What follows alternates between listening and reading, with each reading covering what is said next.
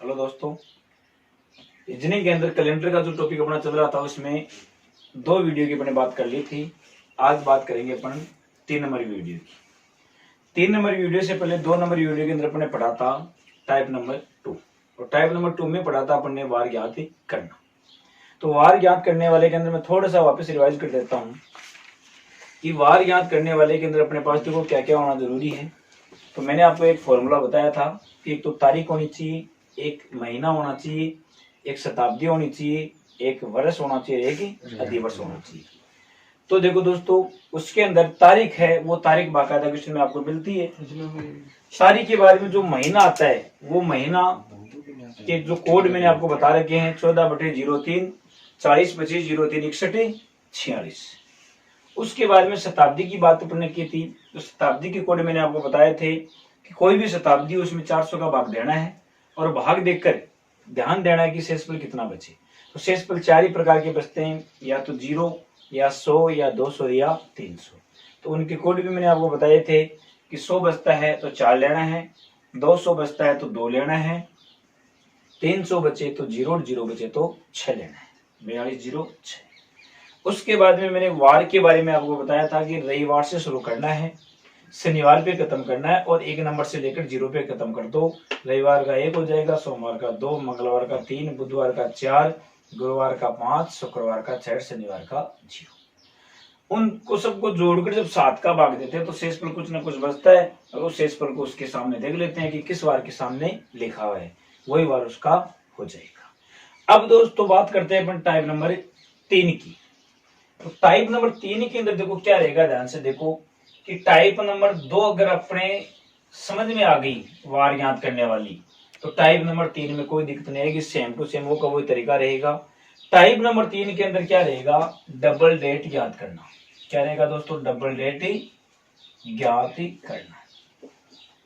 Double date का मतलब होता है दो डेट। इसमें देखो क्या रहेगा, ध्यान देना कि एक डेट और एक सन का वार तो आपको दिया जाएगा और एक डेट और एक सन का वार आपको पूछ लिया जाएगा, ठीक है। लेकिन जो भी डेट और सन का वार अपने को क्वेश्चन में देगा वो वार हमेशा के लिए एक फिक्स वार नहीं होता है, वो एक अगला अपने अनुमान से वार दे देता है कि ये वार है। फिक्स वार तो अपने को निकालना होगा और वो फिक्स वार निकालने का तरीका मैंने आपको टाइप नंबर 2 के अंदर बता दिया कि कैसे निकालना, वो का वो तरीका आपका यहाँ लागू होगा। अब देखो दोस्तों, इसके अंदर क्वेश्चन किस टाइप का आता है वो देखो ध्यान से आप। तो क्वेश्चन अपना रहेगा कि यदि 10 मार्च 2005 को मंगलवार हो तो बताओ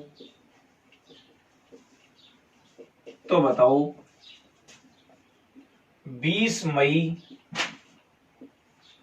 2012 को क्या वार होगा। 20 मई 2012 को क्या वार होगा।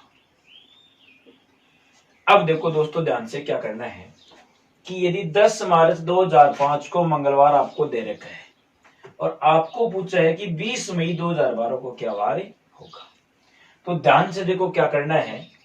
सबसे पहला काम अपना ये रहेगा कि एक डेट एक सन तो ये है और एक डेट एक सन ये है, दोनों का अपन अलग अलग फिक्स वार पता करेंगे कि इस दिन वास्तव में क्या वार था। ये दोस्तों जो मंगलवार दे रखा है ना, ये इनका फिक्स वार नहीं है, ये तो एक अगले ने अनुमान से दे दिया और अपने को एक फिक्स वार पता करना है। तो ध्यान देना है, सबसे पहले इधर 10 मार्च 2005 का पता कर लेंगे और इधर 20 मई 2012 का पता कर लेंगे। इधर तो पता कर लेंगे 10 मार्च 2005 का वार और इधर पता कर लेंगे 20 मई 2012 का। और वार पता करने का तरीका मैंने पीछे टाइप नंबर 2 में बताया था, वही सिस्टम है, वही नियम है। सबसे पहले क्या करेंगे, तारीख लेंगे। तारीख के बाद में महीना कौन सा है दोस्तों, मार्च है तो सन पे ध्यान देने की कोई जरूरत नहीं है और मार्च का कोड मैंने आपको बताया था कितना, 4। मार्च के बाद में शताब्दी, शताब्दी यहाँ दोस्तों कौन सी है, 2000। 2000 के अंदर अपन 400 का भाग देते हैं तो भाग जाता है पूरा पूरा। शेषफल कितना बचता है दोस्तों? 0। और 0 का कोड मैंने आपको बताया था कि जब 0 बचता है तो कोड क्या लेते हैं? 6। शताब्दी के बारे में बात करते हैं वर्ष की, तो यहाँ दोस्तों वर्ष कितना है? 5। वर्ष के बारे में बात करते हैं अधिवर्ष की या लीप वर्ष की। तो दोस्तों लीप वर्ष वो आती है 4 साल से। 5 के अंदर 4 का भाग देंगे तो पूरा पूरा 1 बढ़ जाएगा, इसका मतलब लीप वर्ष हो गई 1। और इन सबको जोड़कर भाग दे देंगे दोस्तों कितने का? 7 का। या तो सभी को जोड़ के भाग दे देंगे या इनको छोटा कर लेंगे। जैसे 7 का भाग 10 में दिया तो शेषफल कितना बचा दोस्तों? 3। अब इसको जोड़ेंगे 4 और 3 कितना हो गया दोस्तों? 7। इस 7 में 7 का भाग देंगे तो 0। 0 में 6 जोड़ेंगे 6 में 5 जोड़ेंगे 11। 11 में 7 का भाग देंगे शेषफल कितना बचेगा? 4। और 4 में 1 जोड़ेंगे तो कितना हो गया दोस्तों? 5। तो इसका पूरे का शेषफल कितना बचा? 5। और 5 जो शेषफल है वो किस वार का होता है दोस्तों? गुरुवार का होता है। किसका होता है? गुरुवार। बाकायदा मैंने लिखा रखा आपको। तो इस डेट और इस सन का जो वास्तव में जो रियल वार है ना, वो अपना क्या आ गया? गुरुवार। और अगले ने क्वेश्चन में क्या बता रखा है दोस्तों? मंगलवार। तो यही बात मैंने आपको शुरुआत में बोली थी कि जो भी वार क्वेश्चन में दिया जाता है वो हमेशा एक फिक्स वार नहीं होता है, वो एक कन्फर्म वार नहीं होता है। कन्फर्म वार तो अपने को खुद को निकालना होता है दोस्तों, ठीक है। इसी प्रकार अपन इसका वार याद कर लेंगे। तो इसका वार अपन याद करेंगे तो सबसे पहले क्या लेंगे दोस्तों? तारीख। फिर बात करेंगे महीना की। महीना कौन सा है? मई। मई का कोड बाकायदा मैंने आपको लिखा रखा है, जैसे मार्च का 4, अप्रैल का 0 और मई का 2। मैं 40-25 बताया था तो मई का कितना हो गया दोस्तों? 2। तो यह मई का कोड ले लिया मैंने 2। फिर शताब्दी वही 2000 है, 2000 के लिए कोड क्या हो जाएगा? 6, क्योंकि 2000 में 400 का भाग देते हैं, शेषफल 0 बचता है और 0 का कोड क्या लेते हैं? 6। उसके बाद में वर्ष कितना है? 12। और वर्ष के अंदर जब 4 का भाग देते हैं तो अधिवर्ष की बात करें या लीवर्ष की बात करें तो कितनी बार आता है दोस्तों? 3 बार, क्योंकि 4 का भाग 12 में पूरा पूरा जाता है 3 बार। तो लीवर्ष हो गई 3 और बट्टा 7। अब देखो इस 7 का भाग 20 में दिया 7 दूनी 14, शेषफल कितना बचा? 6। ये 6 और ये 2 कितना हो गया दोस्तों? 8। 8 में 7 का भाग देते हैं तो शेषफल 1। उस 1 को 6 में जोड़ेंगे तो 7। 7 में 7 का भाग दिया शेषफल 0। उस 0 के अंदर 12 जोड़ेंगे, 12 में 7 का भाग दिया शेषफल 5। उस 5 में 3 जोड़ेंगे 8 और 8 में 7 का भाग दिया शेषफल 1। और 1 का वार मैंने आपको क्या बताया था दोस्तों? रविवार बताया था। क्या बताया था? रविवार बताया था। इसका कन्फर्म वार गुरुवार आ गया, इसका कन्फर्म वार रविवार आ गया। अब क्या करना है, ध्यान दो कि इस डेट का जो क्वेश्चन के अंदर वार है वो क्या दे रखा है दोस्तों? मंगलवार दे रखा है। क्या वार दे रखा है? मंगलवार। और कन्फर्म वार क्या आया है? गुरुवार। तो अब इस वार से इस वार की तुलना करेंगे, इस वार की इस वार से तुलना करेंगे और तुलना करने पर जो नियम लागू होगा वो का वही नियम आप इसमें लगा देंगे, ठीक है।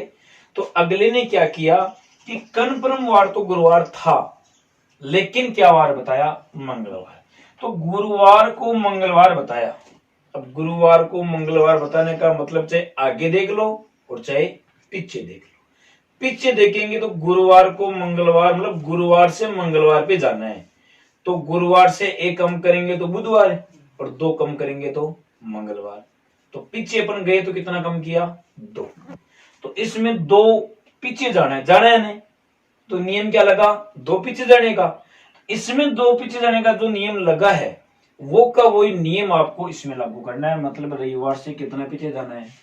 2 पीछे जाना है। और रविवार से 2 पीछे जाएंगे तो 1 पीछे जाने पर शनिवार और 2 पीछे जाने पर शुक्रवार। तो इस दिन क्या वार होगा दोस्तों? शुक्रवार होगा। कोई दिक्कत हो तो आराम से पूछना, ठीक है दोस्तों।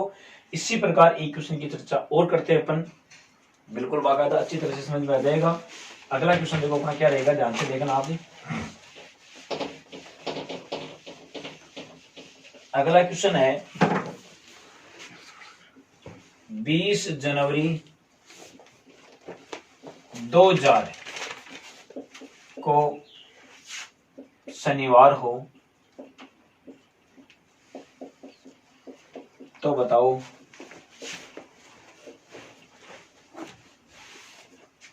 25 मई 2012 को क्या वार होगा?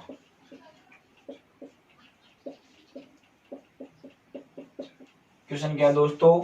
20 जनवरी 2000 को शनिवार हो तो बताओ 25 मई 2012 को क्या वार होगा? सेम वही तरीका रहेगा। सबसे पहले तो ये जो शनिवार को दे रखा है ये इसका कन्फर्म वार नहीं है। बाई चांस कन्फर्म वार कई बार आ भी सकता है, जैसे मान लो इसका अपने वार निकला और वार शनिवार ही आ गया और शनिवार ही यहाँ है, तो वो बाई चांस हो सकता है, लेकिन आपको कन्फर्म वार नहीं मानना है। सबसे पहली बात तो यहाँ क्या करना है कि दोनों का अलग अलग वार आपको ज्ञात ही करना है। अब देखो सबसे पहले वार ज्ञात करेंगे 26 जनवरी 2000 का, और इधर पता कर लेंगे 25 मई 2012 का। ठीक है, सबसे पहले इसका वार पता करेंगे। तो वार पता करने के लिए सबसे पहले क्या लिया दोस्तों?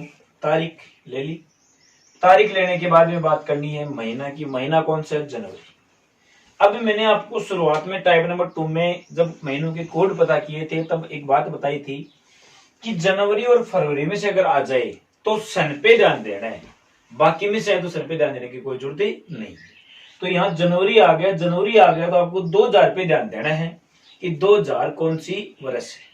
तो 2000 है एक लीप वर्ष, क्योंकि 2000 के अंदर 4 का भाग पूरा पूरा जाता है, तो क्या होगी? लीप वर्ष होगी। और लीप वर्ष के अंदर जनवरी का कोड मैंने आपको क्या बताया था दोस्तों? 0 बताया था, 14/03। तो यहाँ बताया था 0 प्लस महीनों के बाद में बात करते हैं शताब्दी की। तो यहाँ शताब्दी 2000 है, 2000 के अंदर 400 का भाग देंगे तो भाग जाएगा पूरा पूरा, शेष पर क्या बचेगा दोस्तों? 0। और 0 का कोड क्या लेंगे दोस्तों? 6। तो यहाँ ले लिया 6। शताब्दी के बाद में बात करते हैं वर्ष की, और वर्ष मैंने आपको बताया था कि शताब्दी से जितना भी ऊपर होता है वो क्या कहलाता है? वर्ष कहलाता है। क्या यहाँ इस शताब्दी से ऊपर कुछ भी है क्या? नहीं है। तो यहाँ वर्ष कितना हो जाएगा दोस्तों? 0। जब वर्ष 0 हो गया तो अधिवर्ष भी क्या हो जाएगा? 0। और बट्टे में क्या कर लेंगे? 7 का भाग कर लेंगे। 7 का भाग 20 में दिया, शेष पर कितना बचा? 6 7 दूनी 14, 6 बचा।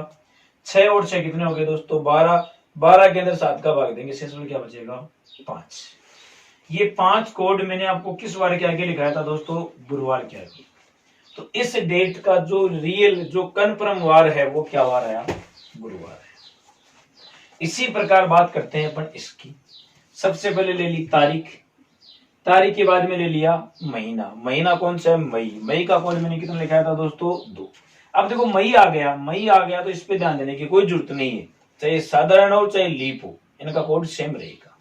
मई के बाद में बात करते हैं, महीनों के बाद में बात करते हैं शताब्दी की। शताब्दी कौन सी है? 2000। 2000 के लिए कोड क्या हो जाएगा? 6। क्यों? क्योंकि 2000 में 400 का भाग देते हैं, शेष पर 0 बचता है, 0 का कोड क्या लेना है? 6। उसके बाद में वर्ष कितना है दोस्तों? 12। और वर्ष के बाद में बात करते हैं अधिवर्ष या लीप वर्ष की। तो 12 साल के अंदर लीप वर्ष कितनी बार आवे? 3 बार, क्योंकि 4 साल से आती है, 3 बार हो गई। और बट्टा में 7। 7 को भाग आप 25 में देशा कितनी बार जासी? 7 तरीके। शेष पर कितना बचा दोस्तों? 4। ये 4 ने 2 ने जोड़ से ना 6 होगा, 6 6 कितना होगा? 12। 12 के अंदर 7 को भाग देशा, शेष पर कितना बचा दोस्तों? 5। 5 और 12 17। 17 और 3 20। 20 में 7 को भाग देशा, शेष पर कितना बचे दोस्तों? 6। और 6 कोड किस वार का हो गया दोस्तों? शुक्रवार का। किसका हो गया? शुक्रवार का। अब देखो ध्यान से, इसका रियल वार गुरुवार आया, इसका रियल वार शुक्रवार आया, कन्फर्म वार आ गया। लेकिन इसकी तुलना करेंगे क्योंकि इसका जो वार है ना क्वेश्चन में वो क्या दे रखा है? अगले ने शनिवार दे रखा है, और कन्फर्म क्या आया है? गुरुवार। मतलब गुरुवार को शनिवार बता दिया, गुरुवार को शनिवार। जो कई बार कंफ्यूज हो जाता है, अपन क्या करते हैं तुलना ऐसे कर लेते हैं कि शनिवार को गुरुवार बता दिया, तो उल्टा हो जाएगा। वो तुलना अपने को करनी है रियल वार से, जो कन्फर्म वार आता है वहां से तुलना करनी है। और कन्फर्म वार है गुरुवार, गुरुवार को अगले ने क्या बताया? शनिवार। कितना आगे बताया? 2। तो इसमें 2 आगे बताया है, तो वो का वो नियम आप इसमें लगा देंगे। यहाँ भी कितना आगे कर देंगे दोस्तों? 2 आगे कर देंगे। और शुक्रवार में जब 2 जोड़ेंगे तो क्या वार आ जाएगा? रविवार आ जाएगा। तो ये है दोस्तों डबल डेट ज्ञात करने का तरीका। इसमें कोई भी दिक्कत होगा आराम से पूछना। इसमें नियम वही लागू होगा जो नियम आपका टाइप नंबर 2 में वार याद करना आपने सीखा था, उसी प्रकार वार याद करना है। अलग अलग डेटों का वार ज्ञात करना है, कन्फर्म वार ज्ञात करना है। कन्फर्म वार ज्ञात करने के बाद में क्वेश्चन में जो वार दे रखा है उस वार की अपने को तुलना करनी है। तुलना इतनी करनी है, अगर आगे बता रखा है तो उसमें भी आगे बता दो, और अगर पीछे बता रखा है तो उसमें भी पीछे बता दो। ये टाइप नंबर 3 डबल डेट ज्ञात करने का तरीका सेम टू सेम ये रहेगा। अगर कोई भी क्वेश्चन किसी भी डेट का आ जाए तो इस प्रकार ही आपको पता करना है, फिर उसकी तुलना करनी है। जो तुलना इसमें वो तुलना आपको आगे में बतानी है, और आगे की बात करेंगे कल।